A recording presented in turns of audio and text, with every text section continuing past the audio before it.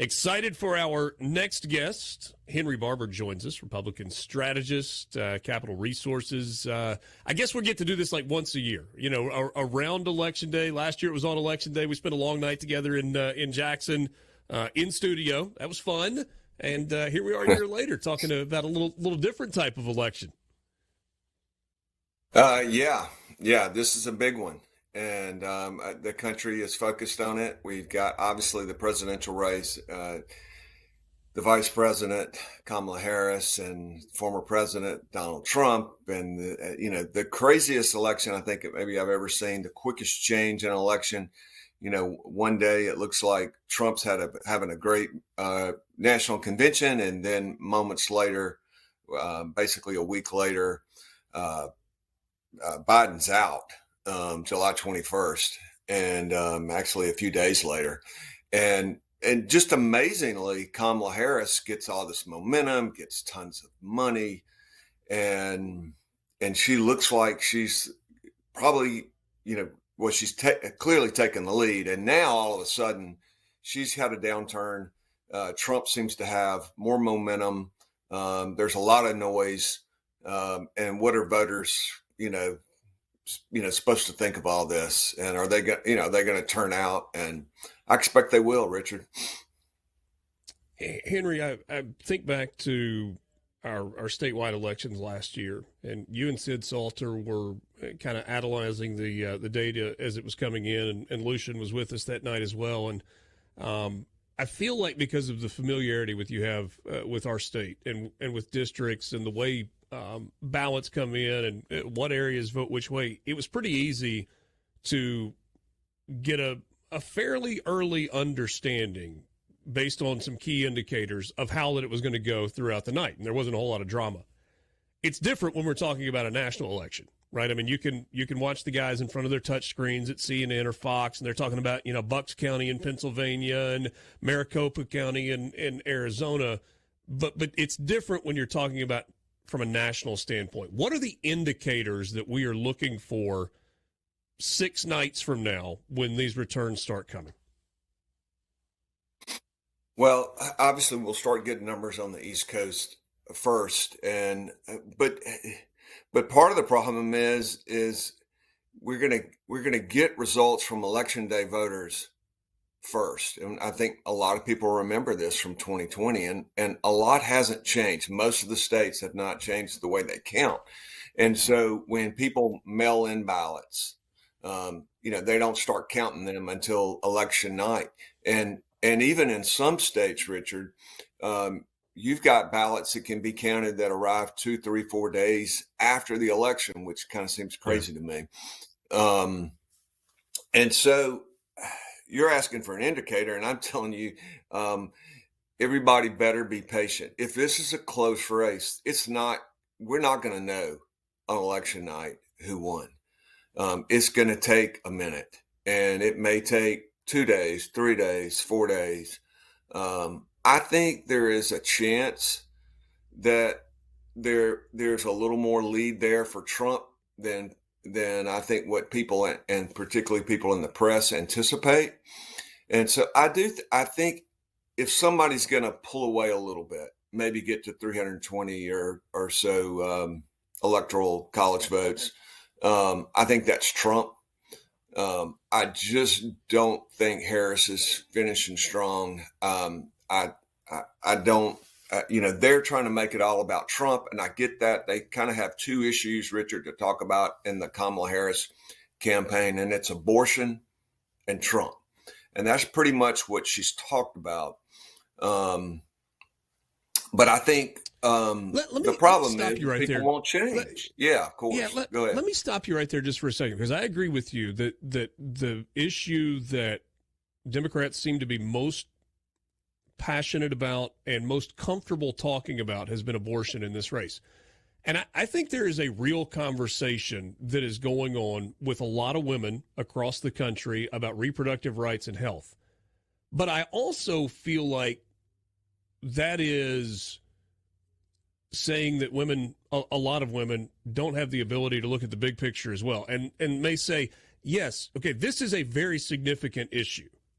but I also care about safety, and I also care about our economy. And it's almost like it's typecasting women in a way that if Republicans were doing that to women, Democrats would absolutely call it out. But because Democrats are doing that to women, it's just like, oh, I mean, this is the issue that matters.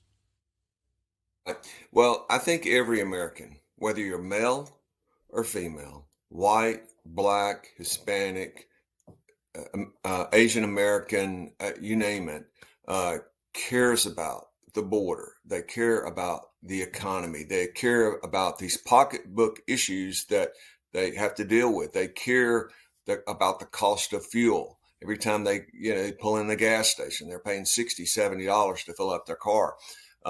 They care every time they go in the grocery store, that things are more expensive. And the Biden-Harris world, try to explain, but they're actually kind of coming down. But they all realize that since they took over, things are more expensive. And so whether you're male or female, everybody cares about those things.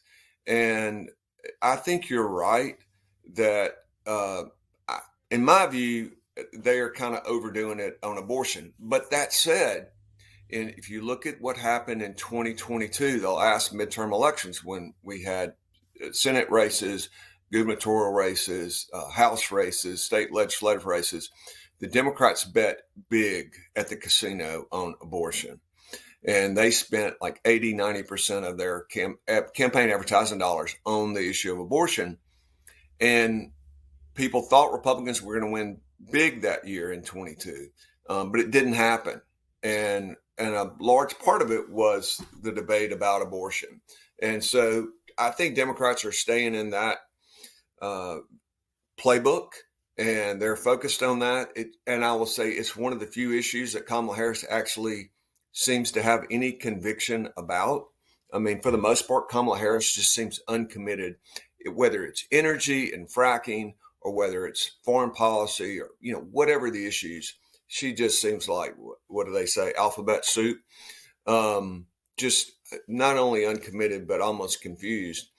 And so it's going to be interesting to see how all this plays out. I think the Harris campaign has made a mistake not talking more about the economy and the border and safety, whether it's as a country or in your community. People care about these issues. And I think, Richard, that they're constant harping about Trump is a terrible person, and trying to make this a referendum on, is Donald Trump up to being president of the United States? Is he a good enough person?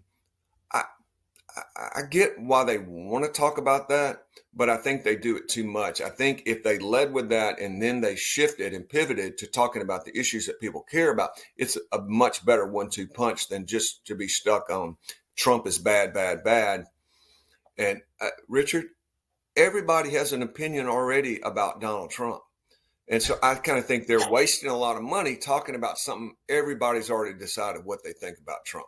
Me personally, I'm not the biggest fan of Trump, but I'm a Republican. I'm a conservative. I want a Republican administration. I will be voting for Donald Trump next Tuesday. I don't have to agree with him on everything to think he will be a better president than Kamala Harris, because I think Kamala Harris is, going to have sort of the radical left running amok if she's president. So anyway, I think they make a mistake not talking about the issues that people care about more. Donald Trump makes the same mistake. He gets into all these personal things. He gets off script. If he did what he said he was going to do leading into the convention in Milwaukee and sort of flipped the page, he's now been shot at. He's having a significant sort of shift in talking about bringing Americans together. Donald Trump would be walking away with this deal. You hang with us for one more segment? You got time? Yeah. Henry Barbour, Republican strategist, talking the election, which is 6 days away. He was a delegate to the RNC Convention. There's a lot to unpack here as we've got We're almost to hours and not days until Election Day. Quick time out. This is the Gallo Radio Show on SuperTalk Mississippi. More with Henry Barbour right after this.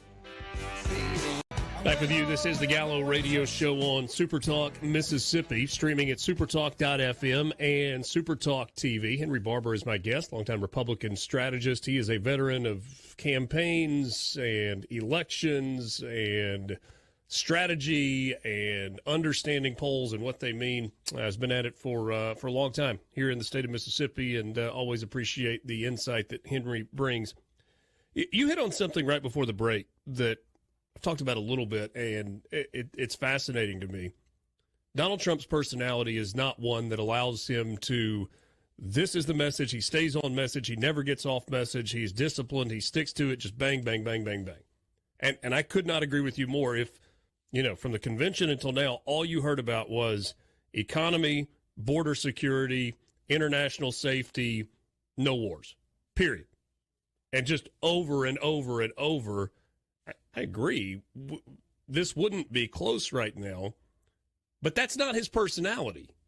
And if you, the long, I don't know if you listened to the Joe Rogan podcast or not, but the long form interview that he did was like, you got a little bit of a glimpse into Donald Trump, not the politician, kind of Donald Trump, the person, the way his mind works, some of his interests. And I thought it humanized him in a way that no campaign event really ever has.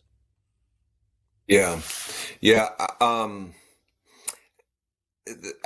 of course that helps him because it's a side of him that nobody ever sees, and that I think helps. With Joe Rogan, I think you're helping with young people, but I think it also Republican leaning voters, but who really don't like Trump. Are sort of struggling. Am I going to vote for him? Am I going to skip him? He's just said this crazy thing. But when they see something like that and they go, well, okay, well, maybe he's a little more complex person than I realized. Maybe there's more to him. Maybe it's not just him at these big rallies. And he's, behind closed doors, a bit of a different person. So I think there's benefit to that. But Richard, we're a week out, and this thing is very closely divided. We've got 7 so-called toss-up states, and that are going to decide this thing: Pennsylvania, Michigan, Wisconsin, Georgia, North Carolina, Arizona, and Nevada. And they're just getting pounded with ads and mail and phone and digital. Volunteers, people knocking on your door, and we don't know what that's like in Mississippi. Occasionally, you see some ads. Maybe if you live close to Memphis, maybe, but not like Tennessee's a swing state. So we don't have a sense of what it's like to be in Pennsylvania or Michigan. And unless you travel. And when you travel, if you cut on the TV, you realize you can't watch a football game. If you're you're a Green Bay fan in Wisconsin, you're just covered up with these ads. And anyway, it's interesting to sort of see all the money spent and, to what end. I want to ask you about polling numbers in just a second, but there's a text on the C Spire text line I want to read to you. A vote for Trump is a vote for his team. Vivek, RFK Jr., Elon, J.D. Vance, all super intelligent and successful people. Do you believe that Donald Trump is going to let this team kind of do their thing and, let RFK be involved in a lot of the health decisions, especially as it pertains to food and farming, to let Elon Musk run this office of government efficiency that's been talked about so much? Well, I mean, I pretend like I've got some inside line, to what Trump's going to do. I think anybody that tells you that they know, what he's going to do is kidding themselves. So I can't even begin to guess. But I'll try. I don't. I don't think RFK is going to be part of the administration. I think that Donald Trump is looking at people like, say, Senator Haggerty in Tennessee, as a serious potential person. I think Cindy Hyde-Smith could, is on the list for, Secretary of Ag. I think he's looking at people like that who are serious, and I think they'll end up in those positions. And I think RFK will be, somebody that the news loves to talk to because he kind of makes headlines and says things that are interesting. But I don't expect he will. I think Elon Musk will go back to making billions of dollars, and he'll have a role, and the president will take his call. But the day-to-day stuff is going to be the folks who are in the White House and who are in those cabinet positions that are deciding these things. I think Ramaswamis. I mean, Ramaswamy, I guess, could end up in the administration, perhaps. But I sort of doubt it. Ramaswamy's a CEO. He kind of likes doing his thing, and but we'll have to see what happens. If Trump wins, I can tell you this: Trump will be the person in charge. He'll have folks around him, and hopefully he'll listen to them. I think he did some of that in the first administration. People worry that he won't listen to folks in the if there's a second administration. But I hope he will, and try to do what's best for Americans, and get to a point where he's articulating to Americans he's working for everybody. He's trying to bring folks together, and he wants to have better border control. He wants to have less inflation, a stronger economy, more energy. We want to be stronger abroad for the good of all Americans. And that's where Trump struggles with that, because he tends to have sort of a more divisive manner. And but I think the Joe Rogan interview, sometimes demonstrates, well, maybe he's really not quite like that. But that's that's people's impression of him, because that's the way he acts. Yeah. And it's hard to overcome the way you act. Henry, let me throw an impossible question at you.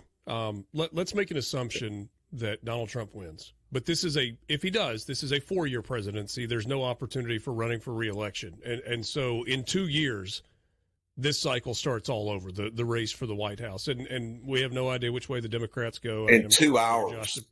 Maybe so. Yeah. You're going to hear Shapiro's name. You're going to hear Gavin Newsom's name, and whoever else. Does how this presidency goes completely determine whether J.D. Vance is the nominee 4 years from now for Republicans? Or is it Vivek Ramaswamy, or is it somebody else that we're not talking about?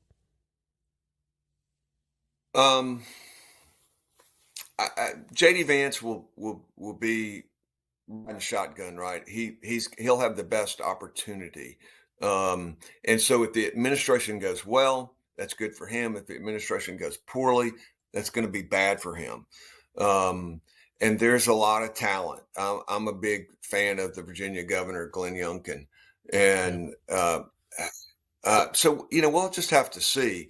But make no mistake, if Trump wins or Trump loses on Tuesday, the 28 election cycle will start immediately.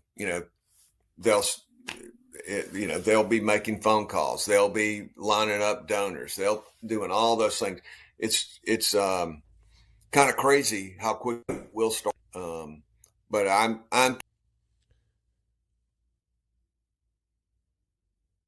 We lost Henry there for a second. Looked like his connection froze up. You're listening to the Gallo Radio Show on SuperTalk Mississippi. We're streaming at supertalk.fm and SuperTalk TV. Was going to ask one last time. I don't know if we've got Henry. And I think he's back with us now. All right. Let me hit you with one thing. We got a minute and a half until a hard break.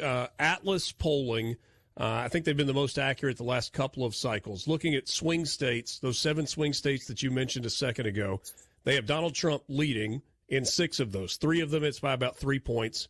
3 of them, it's within a 1.5, very much within the margin of error, and they've still got Kamala with a half-point lead in North Carolina. How much emphasis do you put on those swing state polls from Atlas in particular? Well, I think the thing to look at are trends in polling. I think we've seen from pollsters, they have a hard time, really kind of getting it down. But I think if you look at the trends are favoring Donald Trump. Things are clearly moving in his direction, and favorability of Harris is going down. So that's good news for Trump. All of those states are super close. The Real Clear Politics average has Trump up in all 7 states. Some only by a 1/10 of a point, just to show you how close.